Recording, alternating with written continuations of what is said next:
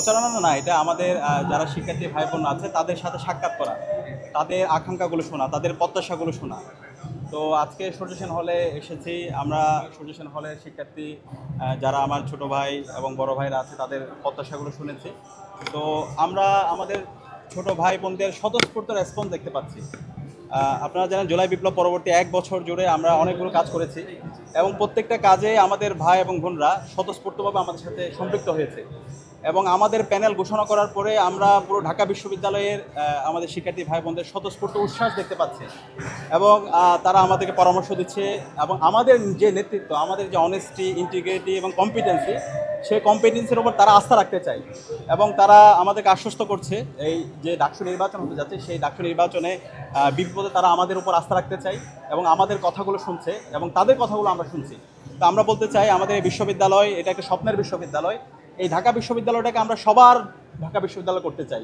জুলাই বিপ্লবের এটা কিন্তু অন্যতম একটা প্রত্যাশা যে এটা কোনো একটা বিশ্ববিদ্যালয় কোনো একটা দলের অথবা কোনো একটা বর্গের হবে না, এটা সবার হবে। তো ইউনিটি ইন ডাইভার্সিটির রিফ্লেকশন সেটা আমাদের প্যানেলের মধ্যে আমরা দেখিয়েছি।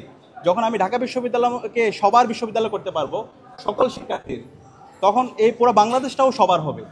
তো আমরা আমাদের যে কাজগুলো শুরু করেছি, আমরা বলতে চাই আমাদের বিশ্ববিদ্যালয়ের ছাত্ররা ফার্স্ট ইয়ারের শিক্ষার্থী যখন আসে তার এই বিশ্ববিদ্যালয়ে তার আর কোনো সিট সংকট থাকবে না। একজন ফার্স্ট ইয়ার শিক্ষার্থী আসার পরে সে একটা সুন্দর সিট পাবে, তার টেবিল থাকবে, তার যে খাওয়া দাওয়ার যে ব্যবস্থা, আমাদের যে ক্যান্টিনে যে খাবারের যে মান, সেই মানকে আমরা উন্নত করব।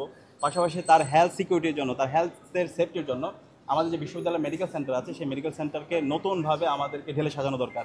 তো সেই নতুনভাবে ঢেলে সাজানোর কাজটা আমরা করব। পাশাপাশি আমাদের এখানকার রিডিং রুম, লাইব্রেরি ফ্যাসিলিটি, সেগুলোর অবস্থা খুবই বেহাল দশা, সেগুলোকে আমরা নতুনভাবে ঢেলে সাজাবো। পাশাপাশি আমরা যখন ছাত্রীদের হলগুলোতে যাচ্ছি, আমাদের ছাত্রী বোনদের, আমরা বিশেষ করে ছাত্রী বোনদের সবচেয়ে বেশি রেসপন্স পাচ্ছি এবং ছাত্রী বোনরা আমাদের প্যানেল নিয়ে অনেক বেশি উচ্ছ্বাস প্রকাশ করছে। এবং আমাদের এই ছাত্রী বোনদের হলগুলোতে অনেকগুলো সমস্যা তারা জর্জরিত। বিশেষ করে আমাদের ছাত্রী বোনদের হলে যারা অনাবাসিক আছে তারা প্রবেশ করতে পারে না। তো আমরা বিশ্ববিদ্যালয়ের প্রশাসনের সাথে যোগাযোগ করছি এবং আমরা নির্বাচিত হয়ে আসলে এই যে আমলাতান্ত্রিক জটিলতাগুলো আছে, অনাবাসিক আমাদের ছাত্রী বোনরা যারা হলে প্রবেশ করতে পারে না তাদের হলের নিরাপত্তা এনশিওর করে আমরা সেই সবার জন্য যারা ছাত্রীরা আছে তারা এক হল অন্য হলের জন্য প্রবেশ করতে পারে সেটা আমরা এনশিওর করব। পাশাপাশি আমাদের ছাত্রী বন্ধুরা অনেক গার্জিয়ানরা দেশের বিভিন্ন প্রান্ত থেকে আসে, তারা কিন্তু তাদের হলে প্রবেশ করতে পারে না।